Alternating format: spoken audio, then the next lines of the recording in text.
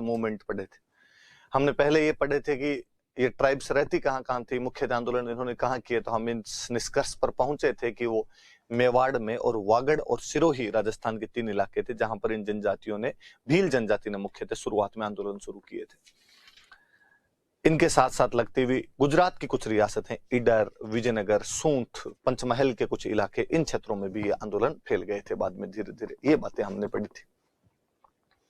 हमने पढ़े कि इन आंदोलनों के कारण क्या थे, तो हम पढ़ रहे थे आंदोलनों के कारण ये थे कि एक तो जमस्टोड जब आया था तो उसने इनके बोलाई कर और रखवाली कर जो थे, जो इनका गमेती लिया करता था, वो बंद करवा दिए गए थे। इनकी जो परंपरागत खेती थी वो बंद करवा दी गई थी। जमींदार इनसे टैक्स लेने लग गए थे, बेगार लेने लग गए थे। ये लोग साहूकारों के चंगुल में फंस गए थे। इनके सामाजिक रीति रिवाज थे, उनके अंदर इंटरफेयर किया जा रहा था। इनको इस बात का बहुत बुरा लग रहा था। 1881 की जनगणना के समय में इनमें बहुत सारी अफवाहें फैल गई थी कि टैक्स लगाएंगे, हमें अफगानिस्तान के युद्ध में भेज देंगे। इन कई कारणों की वजह से फिर जो नई एडमिनिस्ट्रेटिव सिस्टम आ गया था उसको ये लोग समझ भी नहीं पाए थे। न्याय व्यवस्था बहुत अलग प्रकार की थी, प्रशासनिक व्यवस्था बहुत अलग प्रकार की थी, और इन सब कारणों से वहां की जो भील जनजाति थी उसने मुख्यतः आंदोलन कर दिया था। मैंने फिर बताया था कि हम बेसिकली 2 बड़े आंदोलन पढ़ते हैं भील जनजाति के। एक गोविंद गुरु ने किया था जिसको हम भगत आंदोलन कहते हैं, और एक मोतीलाल तेजावत ने किया था जिसको हम एक ही आंदोलन के नाम से जानते हैं। गोविंद गुरु ने जो आंदोलन चलाया था, तो हम गोविंद गुरु के बारे में पढ़ रहे थे कि जो गोविंद गुरु थे वो वास्तव में तो एक बंजारे थे जिनका जन्म डूंगरपुर के वेदसा नाम के गांव में हुआ था। किसान थे। बाद में कोटा बूंदी अखाड़े के जो महंत जी थे राजगिरी, उनके शिष्य बन गए थे और संन्यास धारण कर लिया था। और इन्होंने एक पंथ की स्थापना की थी, भगत पंथ। ये स्वामी दयानंद सरस्वती से बहुत अधिक प्रभावित थे और आदिवासियों को हिंदू धर्म में ही रखना चाहते थे, इसलिए इन्होंने भगत पंथ नाम का एक पंथ बना लिया था। इन्होंने भीलों में मॉरल और स्पिरिचुअल अपलिफ्टमेंट किया था। चोरियां छुड़वाई थी, उनकी शराब कम करवा दी थी, उनमें जो आपसी लड़ाइयां होती थी उनकी पंचायतों के माध्यम से सॉल्व करवानी शुरू कर दी थी। एकेश्वरवाद पे बल देना शुरू कर दिया था। भीलों में जो सामाजिक कुरीतियां थी उनको बंद करवाना शुरू कर दिया था। और भीलों में एकता बढ़ाने के लिए 1883 में एक संस्था बनाई थी। उस संस्था का नाम था संप सभा। इस संप सभा का जो पहला अधिवेशन हुआ था 1903 में बांसवाड़ा के अंबादरा गांव में मानगढ़ पहाड़ी पर हुआ था। वैसे ये पहाड़ी बांसवाड़ा और गुजरात के सूंठ राज्य की सीमा पर स्थित हुआ करती थी। 1903 में पहला अधिवेशन हुआ था, फिर इनके निरंतर वहां पर अधिवेशन होने शुरू हो गए थे। 1908 में जो गोविंद गुरु थे वो ईडर की तरफ चले गए थे। 2 साल वहां पे रहे थे, वहां के भीलों को भी जगाया था। वहां पर तो बाकायदा ईडर में एक जगह पड़ती है पाल पट्टा, वहां के सामंत को 21 मांगे माननी पड़ गई थी और भीलों के साथ में समझौता करना पड़ गया था। 1911 में वापस वेदसा आ गए थे, वहां पे धूनी और निशान स्थापित कर लिए थे इन्होंने और भीलों को वापस जगाना शुरू किया।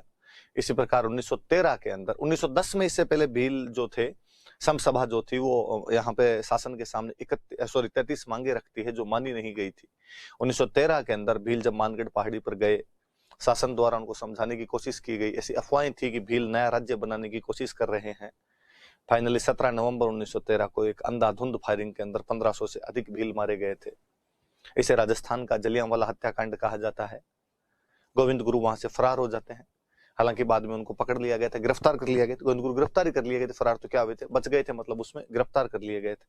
आजीवन कारावास दिया गया था। बाद में उनकी सजा को कम करते करते 10 वर्ष लेके आ गए थे, पर 7 वर्ष बाद में उनको रिहा कर दिया गया, पर उनसे लिखवाया गया कि आप भविष्य में आंदोलन नहीं करेंगे।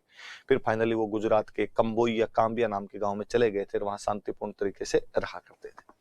हम एक और दूसरा आंदोलन जो कि मोतीलाल तेजावत द्वारा किया गया था, आज उसकी बात करेंगे, जिसको हम एक ही आंदोलन के नाम क्या पढ़ रहे थे। तो हम लास्ट क्लास में जनजातीय आंदोलन खत्म कर रहे थे हमारे। हमने 2 आंदोलन पढ़े थे, एक तो एक ही आंदोलन और एक मीण आंदोलन। एक ही आंदोलन जिसे कि भोमट भील आंदोलन भी कहा जाता है, जो कि उदयपुर के भोमट क्षेत्र के भील और ग्रासियों द्वारा शुरू किया गया था, लेकिन बाद में गुजरात तक वो आंदोलन फैल गया था। सिरोही के क्षेत्रों में भी वह आंदोलन फैल गया था।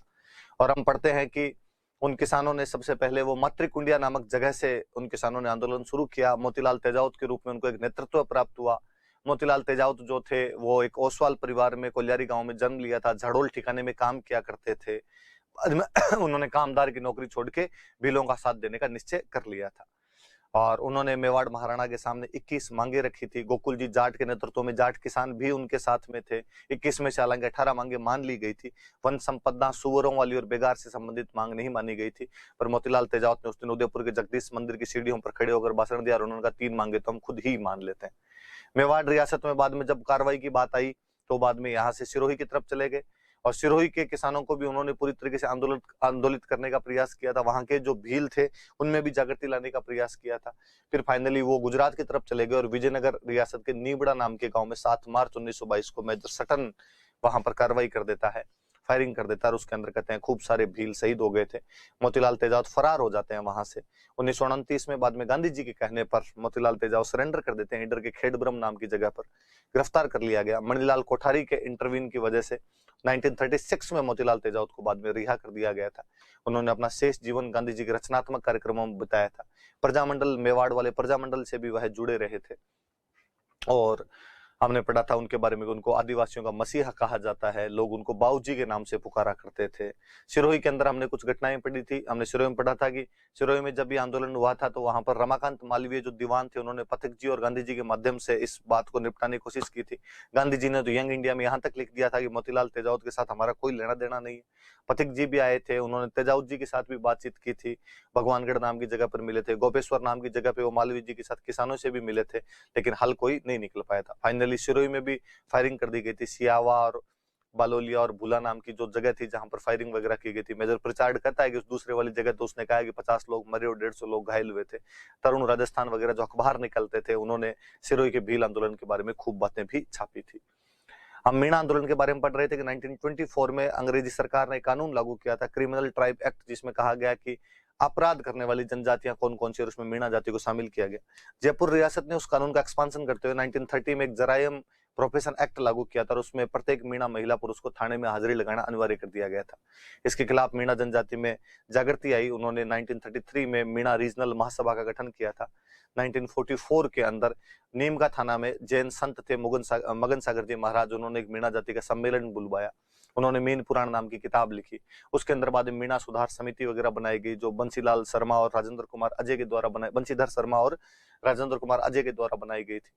फिर फाइनली 28 अक्टूबर 1946 को बागावास के सम्मेलन में 26,000 चौकीदार मीणाओं ने अपने पदों से इस्तीफे दिए और उसको मुक्ति दिवस के रूप में मनाया। फिर भी फाइनली ये जो कानून था 1952 में हीरालाल शास्त्री और टीकाराम पालीवाल के प्रयासों से ही हटाया जा सका था। ठक्कर बापा एक आदिवासी नेता थे बड़े, उन्होंने यहाँ पे जो जयपुर के प्रधानमंत्री हुआ करते थे मिर्जा इस्माइल, उनको इसके बारे में पत्र लिखकर अवगत करवाया था कि यार इस मामले की तरफ ध्यान दिया जाना चाहिए। आज हम एक नया टॉपिक शुरू करने जा रहे हैं। हमने पहले 57 की क्रांति